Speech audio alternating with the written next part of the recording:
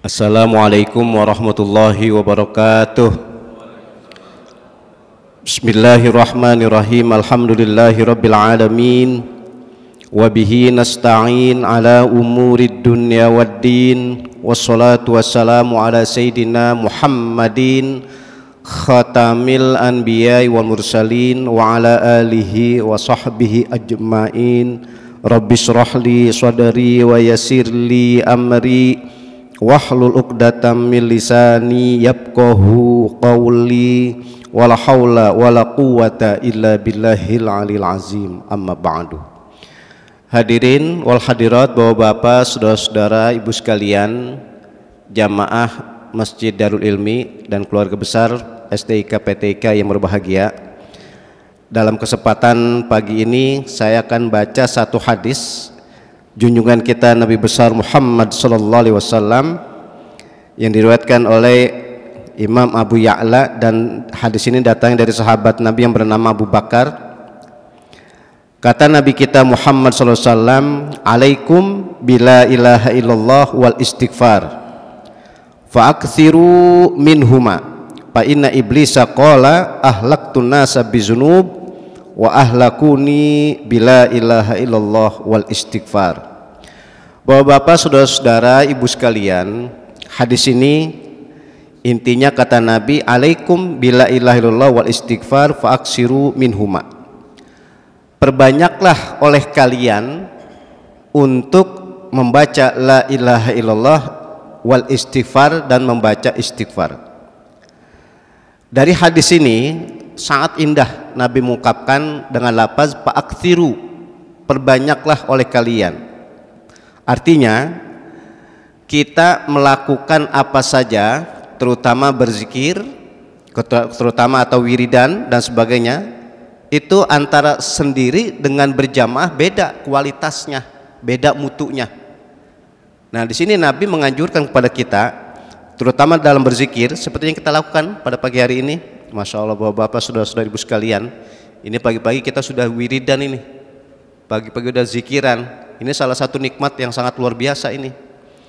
Ya, kita masih pagi, sebelum melakukan aktivitas kita bersyukur dulu.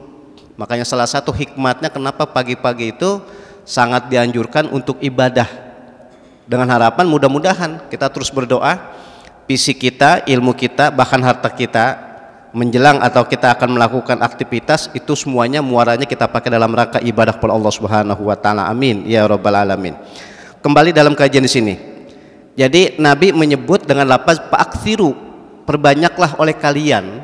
Di sini yang tadi saya bilang sangat indah dan sangat ilmiah. Jadi kita melakukan perbuatan baik apa saja, termasuk zikiran, itu diutamakan adalah melakukan secara berjamaah. Nah, yang Nabi anjurkan di sini adalah memperbanyak membaca la ilaha illallah dan wal istighfar, beristighfar. Bapak-bapak, saudara-saudara, ibu sekalian, yang pertama di sini Nabi memerintahkan kepada kita, menganjurkan kepada kita untuk membaca dan memperbanyak bacaan tahlil, yaitu la ilaha illallah. Secara historis, secara sejarah, Nabi Adam terus ke bawah, Nabi Nuh, Nabi Ibrahim, Nabi Musa, Nabi Isa, sampai Nabi kita Muhammad SAW, itu semua beliau-beliau agamanya sama, Islam. Yang membedakan adalah syariatnya gitu.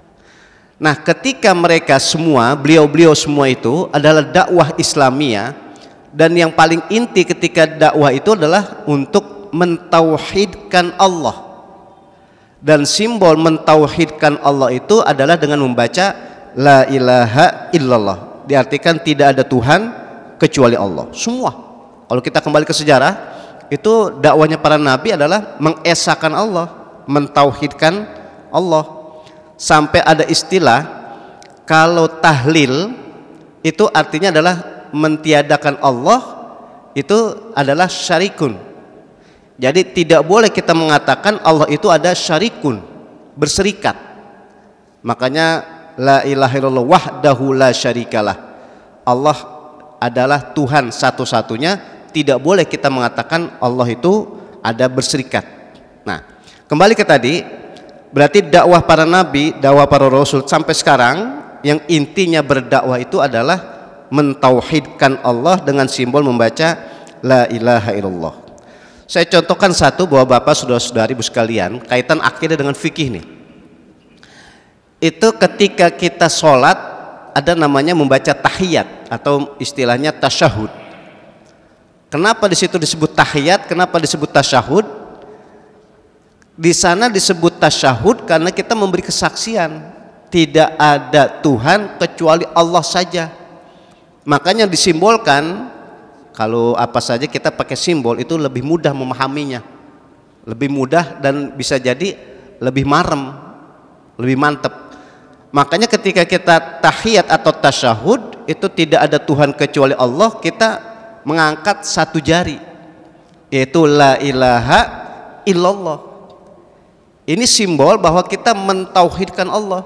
Memang kadang kawan kita ada ketika mengangkat satu jari ini dari awal, ketika tahiyat langsung begini aja.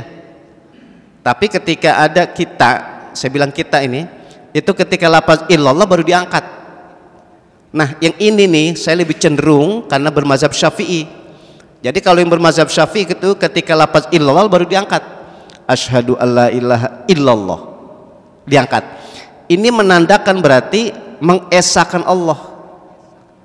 Jadi Allah Subhanahu wa taala itulah satu-satunya Tuhan yang tidak berserikat. Makanya tadi bahasa saya tadi wahdahu la syarikalah. Oleh karena itu bahwa Bapak saudara-saudara, sekali lagi kita sangat-sangat dianjurkan oleh Nabi kita Muhammad SAW sering membaca la ilaha illallah.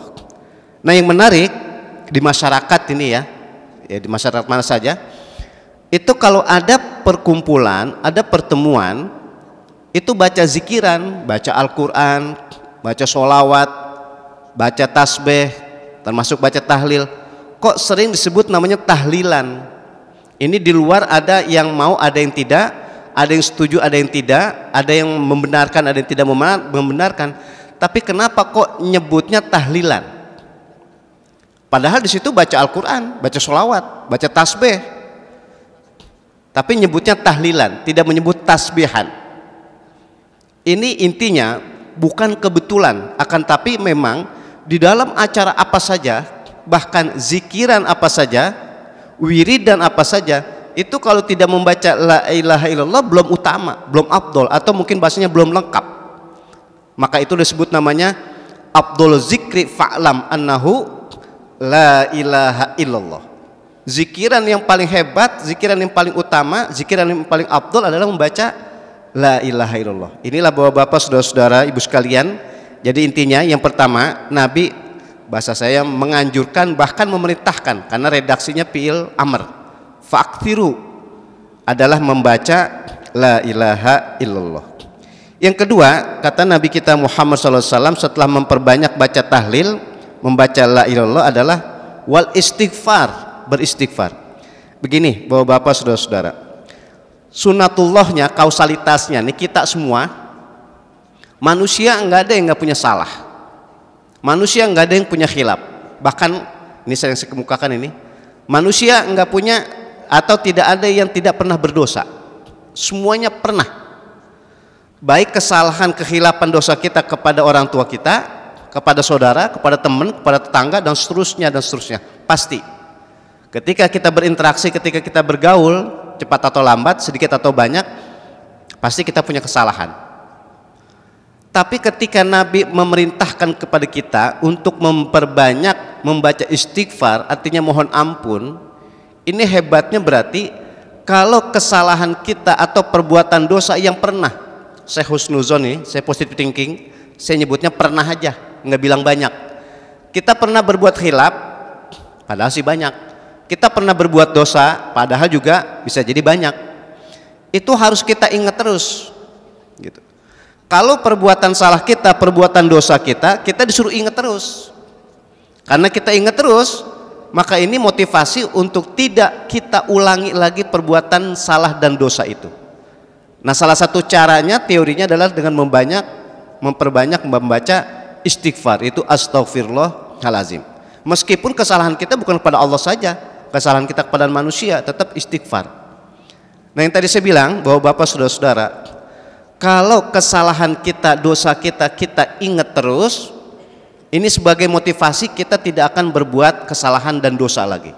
Tapi kebalikan, ini cara ngaji ilmu ushul fikih namanya mafhum kholafah, pemahaman kebalikan. Kalau perbuatan baik kita kepada siapapun itu jangan sering-sering diingat. Kan kebalikan. Kalau kesalahan kita ingat, tapi kalau perbuatan baik kita kepada orang jangan sering-sering kita ingat. Kenapa saya bilang jangan sering-sering? Ya suatu saat untuk mengingatkan boleh. Tapi kalau sering-sering itu ada kekhawatiran menjadi apa istilahnya? Mengungkit-ungkit. Nah, itulah yang disebut namanya kalau memberi kepada seseorang atau berbuat kebaikan sama seseorang itu jangan sering diungkit. Atau kalau memang potensinya akan timbul pamer, timbul sombong, maka enggak usah diungkit.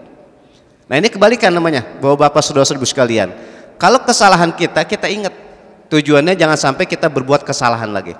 Tapi kalau perbuatan baik kita kepada orang lain itu jangan diingat-ingat.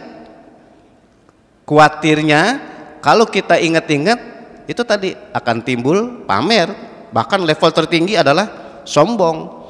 Kenapa saya bilang level tertinggi sombong? Bahwa Bapak saudara-saudara, ibu-ibu termasuk saya nih, kata Imam Ghazali, penyakit hati itu banyak banget. Bahkan beliau menyebutkan sampai angka 20. Penyakit hati ya, bukan penyakit fisik. Makanya secara umum saja nih, nanti pada hari kiamat di yaumul hisab, di hari diminta pertanggungjawaban, itu yang ditanya tentang masalah penyakit hati, bukan penyakit fisik. Nah, itulah hebatnya Imam Ghazali bilang, penyakit hati itu ada sampai 20.